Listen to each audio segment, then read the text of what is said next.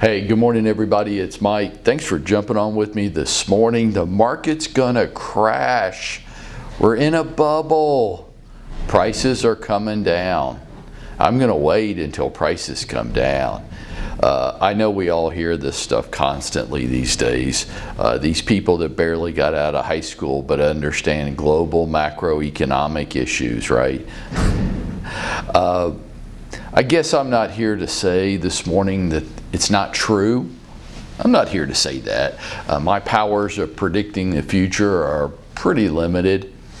But for any tales of disaster to be true, then I guess we have to understand what's been driving it today and then ask what's going to change. If the market's going to crash, what's going to change?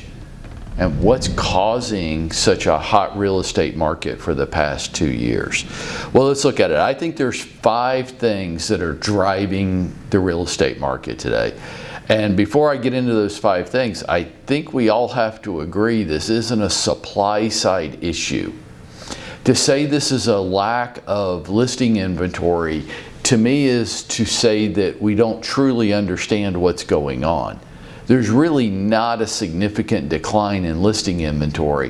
What there has been is a dramatic demand side equation, right? So the demand for residential real estate is so far exceeding the shelf life. It is like this. If I went to the store today to buy a loaf of bread and they had no bread on the shelves, does that mean that they're out of bread forever? Or does it mean that their delivery truck might show up an hour later and their shelves will be stocked full of bread? It just has to do with when I went to the store. Does that make sense? So for someone to say to me, there's no homes for sale, then I've got a couple things that I wonder. Okay, well, with sales in the US over 6 million a year, which is a record high, if there are no homes for sale, then what are people buying? Number 2, is that true, or is it more likely that while the perfect home for you may not be for sale right this minute, in an hour it might be? I think it's more accurate, see if you agree with me, to say that there are homes that are for sale and that are coming for sale every day. There are even homes that have been for sale for months that haven't sold yet. For well-priced homes in good condition, the shelf life, the time on the market, is incredibly short. That could be true, but not for all homes, right? So what's been driving the market? I think there's 5 things. And to say that the market's going to crash, then you have to point out which one of these 5 things is not going to continue to be true. Number 1 on my list, millennials. The largest demographic on the planet. We have in the US 10 million millennials turning 30 this year. Economists would call this household creation. They're starting to make lifetime decisions. They're starting to get married and start a family, which they are typically, not always, but typically doing a little bit later in life than maybe their parents did. So 10 million millennials turning 30 this year, creating households, creates a demand for housing. Population migration. There is no doubt that the US population is on the move, and they are moving out of the West Coast and the Northeast, and they are moving to the Sunshine States. So when we start spouting off macroeconomic forecast as if one thing that applies to one group of people will apply evenly across the country, it may show a lack of understanding of what's going on. Population migration for the Sunshine States: Arizona, Texas, Alabama, Georgia, Florida, South Carolina. These states are surging in their population growth, and they are leaving places like California, New York, New Jersey, Connecticut, and they are migrating here. I want you to, the next time you're on I-75, I want you to count how many license plates you notice from the state of Michigan. It is truly amazing. And if you want further proof of population migration, you have to look no further than what's going on in the state of Florida. If you think the real estate market is hot in Atlanta, I don't even know that there is a term for what's going on in Florida, because that's a primary destination part. Number 3 on my list would be Wall Street. Wall Street is a heavy investor in residential real estate. Investment funds have pooled their money together and have an insatiable thirst for residential housing. Why? They're chasing a yield curve.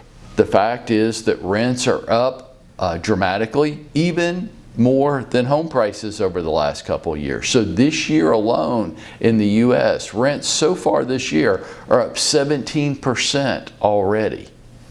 So I've heard some people speculate that, well, these large investment funds will, they're going to liquidate their holdings. That is not true. That is not true. That shows a lack of understanding for what they're doing. They're creating a permanent asset class. They will hold these homes for the rest of you and I's lifetime. And they will use them as rental inventory because they believe the demand is there, and with increasing rents, they're chasing a yield curve.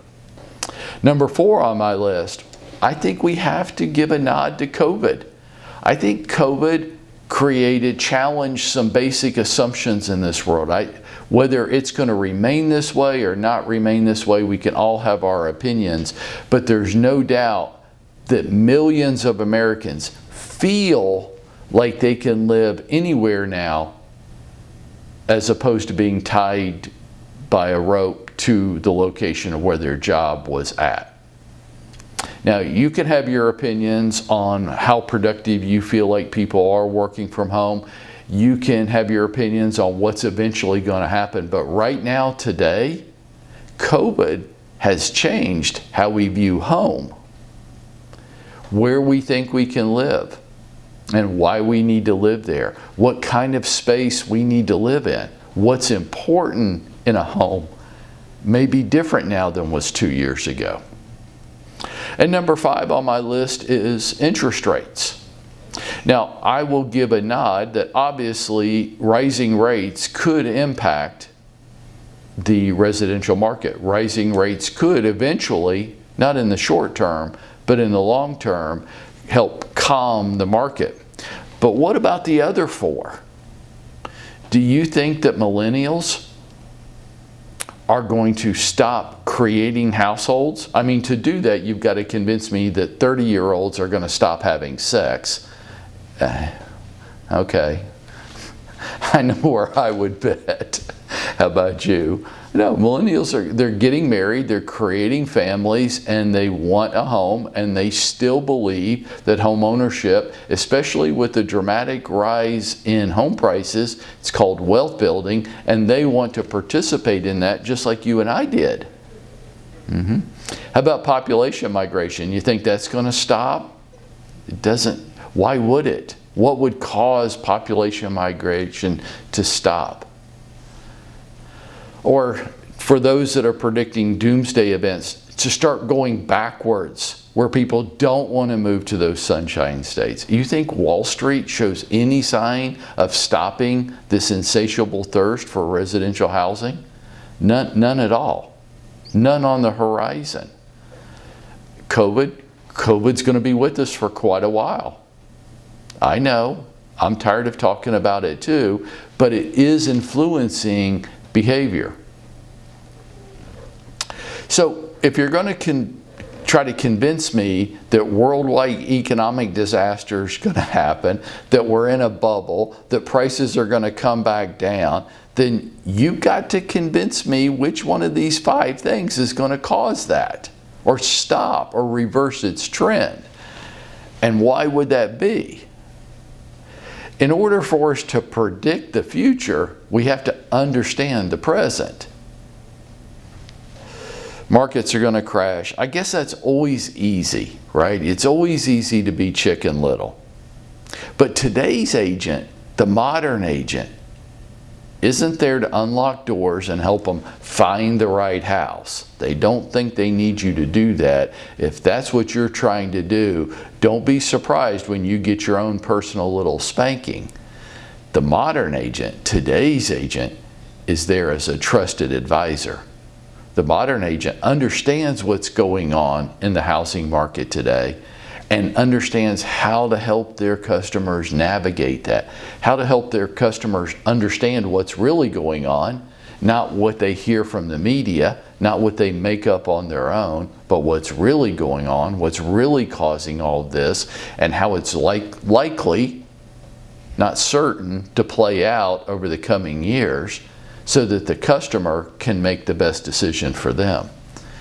And by helping them understand that, by being that trusted advisor, that's how we're going to go out there and we're going to make it happen for ourselves.